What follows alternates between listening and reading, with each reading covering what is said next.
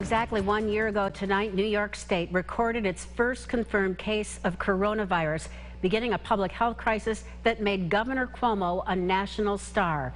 Tonight, it's a far different story. In breaking news, a third woman has now come forward with allegations the governor sexually harassed her at a wedding in New York City in 2019.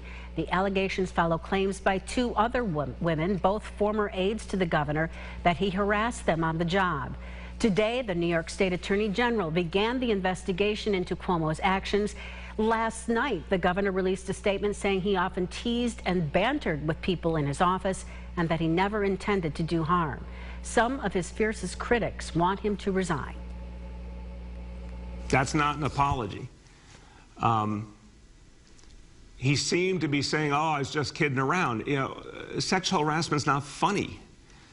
It's serious. It has to be taken seriously. And he just clearly was letting himself off the hook for something that, for the women involved, sounded pretty terrifying. And no, we need a full investigation. In that statement Sunday, the governor said, quote, I acknowledge some of the things I've said have been misinterpreted as an unwanted flirtation. To the extent anyone felt that way, I am truly sorry about that. Jack Watson joins us now live in Rochester. Jack, this scandal is throwing more light on workplace harassment. That's right, Maureen. After the governor's Sunday statement, one of the governor's accusers did not accept his apology. Victims' advocates say coming forward in the first place is not an easy thing to do. 3 women have now accused Governor Andrew Cuomo of sexual impropriety. As a third accuser comes forward, a response from Governor Cuomo's second accuser, Charlotte Bennett. She said, quote, it took the governor 24 hours and significant backlash to allow for a truly independent investigation. These are not the actions of someone who simply feels misunderstood. They are the actions of an individual who wields his power to avoid justice. The governor's first accuser said the governor would go out of his way to inappropriately touch her. Then Bennett told the New York Times the governor would ask her questions about her sex life.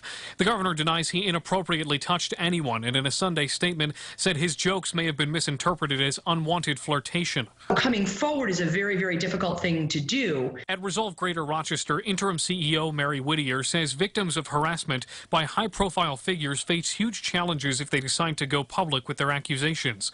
Whittier says none of the alleged behavior by the governor is acceptable, and if this happens to you, look into your organization's HR resources. There are also local, state, and national resources out there, including Restore Sexual Assault Services at 585-546-2777.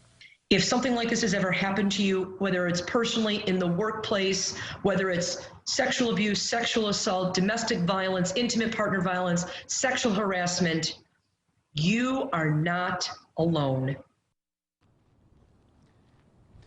Well, Governor Cuomo has not yet responded to tonight's most recent sexual harassment allegations.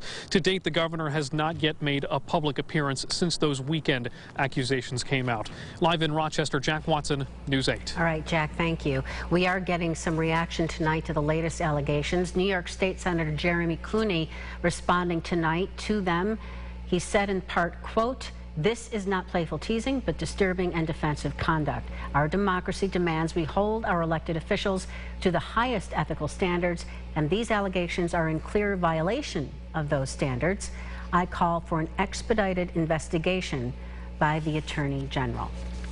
We do have the governor's full statement, including more details about the investigation and the political fallout, all on our website. That's rochesterfirst.com.